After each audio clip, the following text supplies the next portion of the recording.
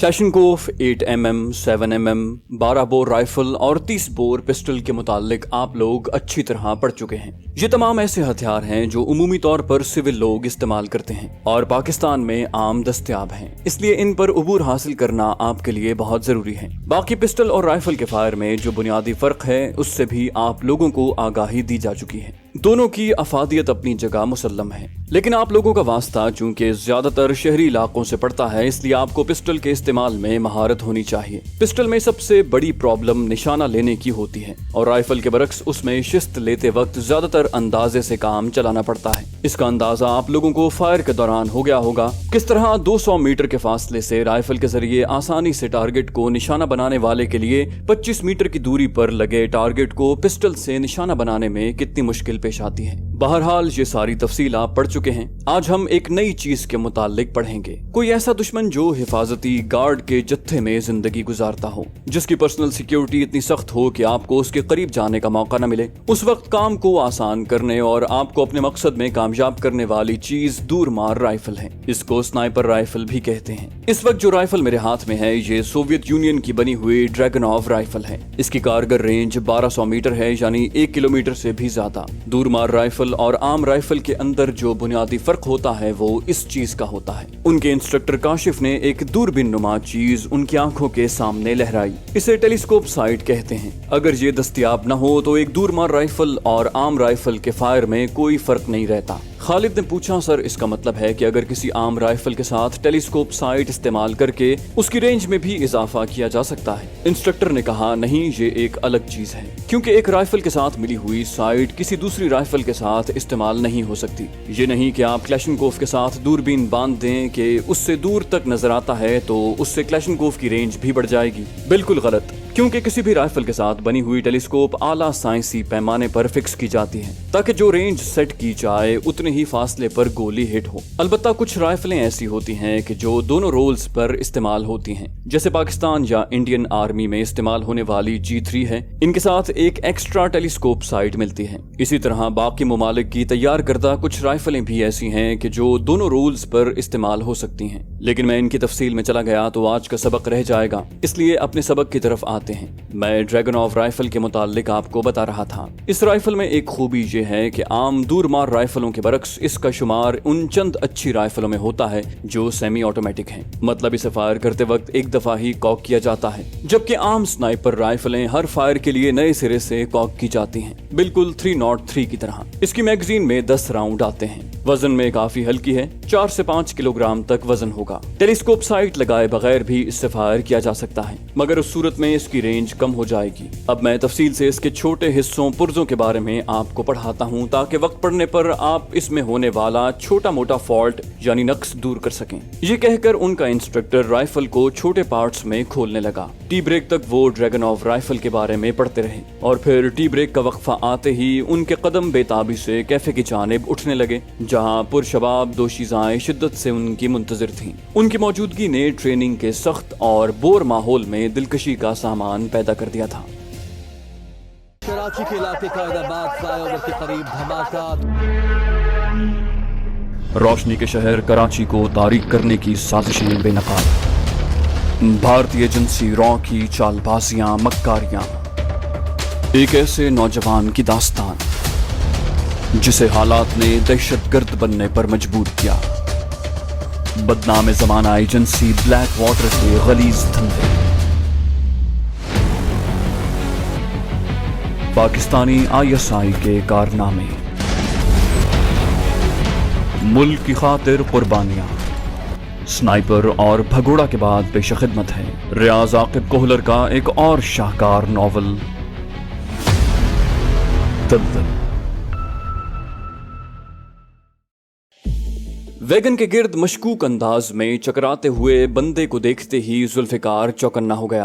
हालांकि इससे पहले भी चंद अफराद वैगन को देखने के लिए रुके थे, मगर उनके और इस अजनबी के अंदाज में जमीन आसमान का फर्क था। वैगन का चारों जानिब से जायजा लेके उसने फोन पर किसी से बात की। जुल्फिकार को लगा जैसे वो किसी से हिदायत ले रहा हो। اس نے بھی اس بندے کے متعلق عاطف صاحب کو اطلاع دینا مناسب سمجھا۔ موبائل نکال کر وہ عاطف کا نمبر ڈائل کرنے لگا۔ اس دوران وہ شخص موبائل جیب میں ڈال کر ویگن کی جانب بڑھا اور ٹوٹی کھڑکی سے ویگن کے اندر گھس گیا۔ عاطف کا نمبر بزی جا رہا تھا۔ اس نے دوبارہ کوشش کی مگر اس کا نمبر اسی طرح مصروف ملا۔ موبائل جیب میں ڈال کر وہ ایک مرتبہ پھر اس مشکوک فرد کی حرکات کا جائزہ لینے لگا۔ وہ خود اس وقت ایک چھوٹے سے پل کے نیچے چھپا ہوا تھا۔ مشکوک شخص اس سے 150-200 گز کی دوری پر ہوگا۔ اچانک اسے لگا کہ اس شخص کا ارادہ ویگن کو آگ لگانے کا ہے۔ اس نے شاید پیٹرول کی ٹینکی کا ڈھکن کھول دیا تھا۔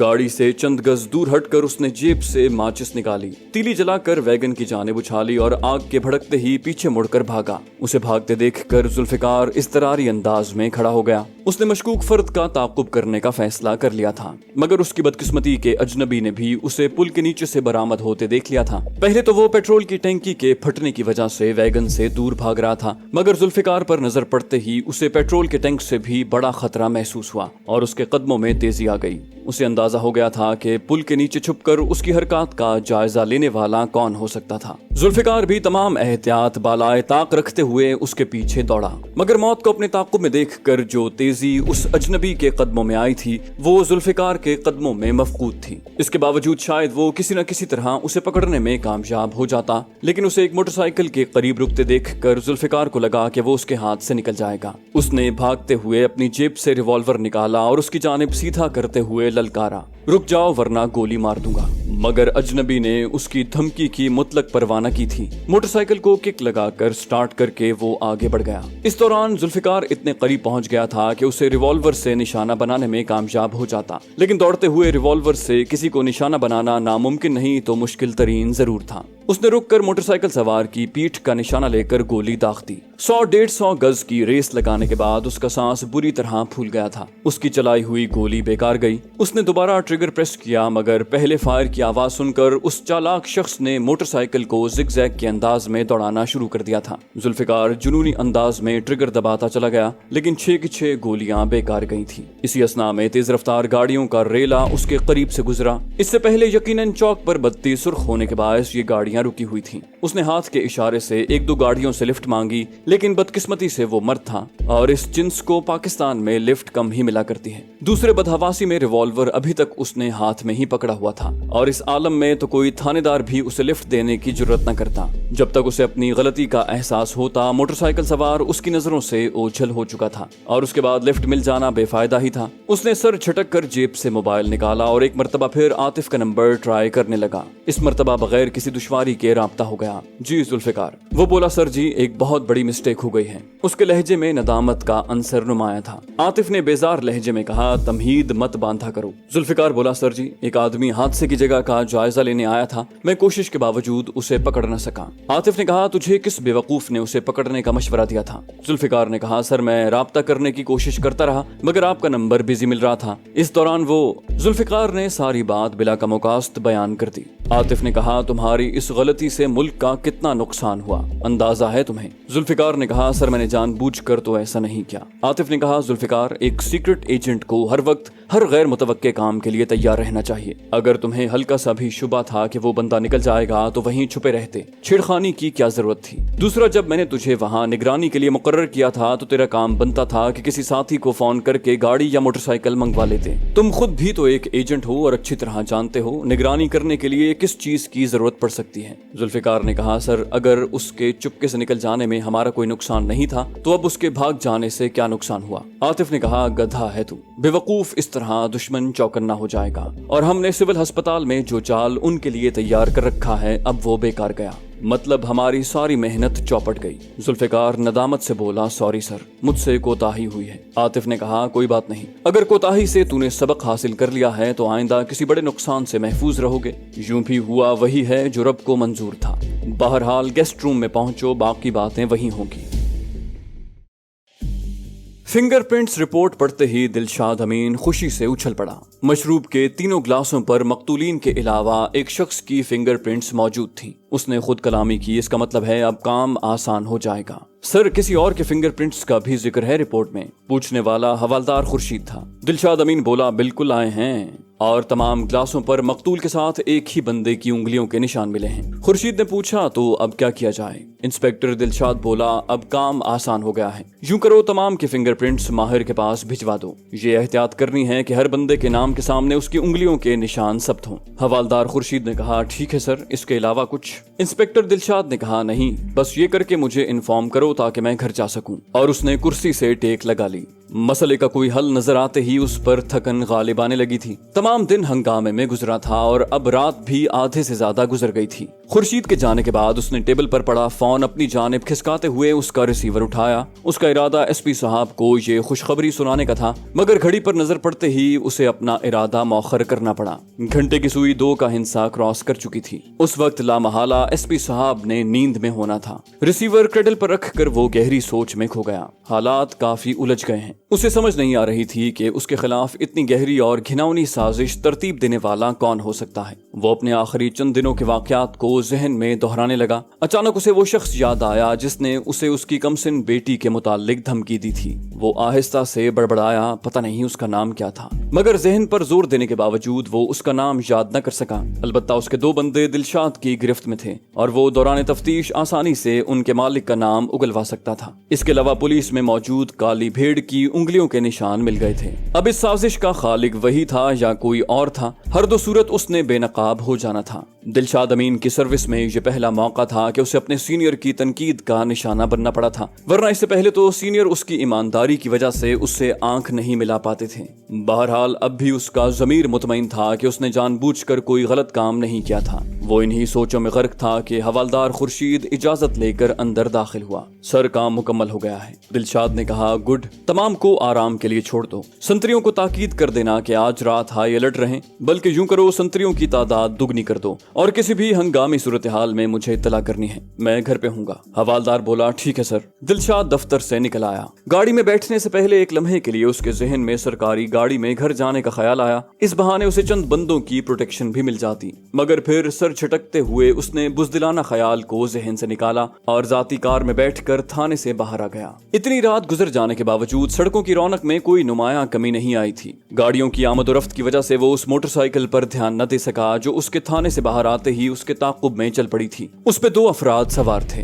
درمیانی رفتار سے ڈرائیو کرتے ہوئے وہ اپنے گھر کی طرف چل پڑا۔ وہ جانتا تھا کہ محبت کرنے والی شریک حیات اس کے انتظار میں جاگ رہی ہوگی، اور جب تک اسے سامنے بٹھا کر اپنے ہاتھوں سے کھانا نہ کھلا لیتی اسے آرام نہ آتا۔ ایک چوک کی سرخ بتی پہ اس نے گاڑی روکی۔ موٹر سائیکل اس کی کار کے متوازی لا کر کھڑا کیا گیا۔ پیچھے بیٹھے بندے نے کار کی اندرونی لائٹ کی روشنی میں اس کی شناخت کی اور اس کا ہاتھ جیب میں رینگ گیا۔ جب باہر آیا تو اس میں 30 بور پسٹل دبا ہوا تھا جس کا رخ دلشاد امین کی طرف تھا۔ اگلے ہی لمحے فضا پسٹل کے دھماکے سے گونج اٹھی۔ مسلسل 3 گولیاں دلشاد امین پر فائر کرتے ہی وہ چلایا، چلو، اور موٹر سائیکل سرخ بتی کی پرواہ کیے بغیر سیدھی نکلتی چلی گئی۔ ہیلو تھانے دار صاحب، آپ کا خیر خواہ بات کر رہا ہوں، شیرا اے ایس آئی کو انسپیکٹر کے عہدے پر ترقی دیتا ہوا بولا۔ اے ایس آئی نے کہا، ارے بھائی جان آپ۔ اے ایس آئی کا لہجہ ممنونیت سے پر تھا۔ بولا، آپ کی بہت بہت مہربانی، آپ کی وجہ سے اکبر علی خان کے قاتل گرفتار ہو گئے ہیں۔ اگر آپ چند لمحے پہلے یہ اطلاع دیتے تو شاید ہم اکبر علی خان کی جان بچا لیتے۔ شیرے نے کہا، اکبر علی کی جان کیا؟ تھانے دار نے اس کی بات کاٹتے ہوئے کہا، جی بالکل، یہ دہشت گردی کی کارروائی نہیں بلکہ اکبر علی کو ختم کرنے کا پروگرام تھا، اور وہ اپنے مقصد میں کامیاب رہے۔ شیرے نے لہجے میں مصنوعی حیرت پیدا کی، اوہ، بہرحال میں اس بات سے ناواقف تھا اور اسے دہشت گردی کی عام کارروائی سمجھا تھا۔ اے ایس آئی نے اسے تسلی دی، کوئی بات نہیں، جتنا آپ نے بتا دیا وہ بھی کافی فائدہ مند رہا، کم از کم اکبر علی کے قاتل تو گرفتار ہو گئے، جانے ان کے پیچھے کتنا خوار ہونا پڑتا۔ یوں بھی مملکت خداداد کی خوبی ہے کہ یہاں آج تک کوئی قاتل گرفتار نہ ہو سکا۔ لیاقت علی خان سے لے کر بے نظیر بھٹو تک کے قاتل ہنوز لاپتہ ہیں۔ شیرے نے کہا، ٹھیک ہے تھانے دار صاحب، اب اجازت چاہوں گا، بس یہی معلوم کرنے کے لیے آپ کو زحمت دی تھی۔ تھانے دار نے کہا، اگر آپ سے ملاقات ہو جاتی۔ شیرہ بولا، نہیں تھانے دار صاحب، یہ ممکن نہیں ہے، آپ میری نازک پوزیشن سے واقف نہیں ہیں۔ اگر گلزیب خان صاحب کو میری اس حرکت کے بارے بارے میں मालूम हो गया तो नौकरी तो जाएगी ही, शायद आलम बाला की टिकट भी कट जाए। एएसआई के लहजे में हैरानी के साथ हल्का सा जोश भी शामिल था। बोला, आप गुलजेब खान के मुलाजिम हैं? शेरा बोला, नहीं सर, नहीं, मेरा मतलब है कि। और ये कहते हुए शेरे ने राब्ता मुनक़ता कर दिया। उसका मकसद एएसआई को ऐसा तासुर देना था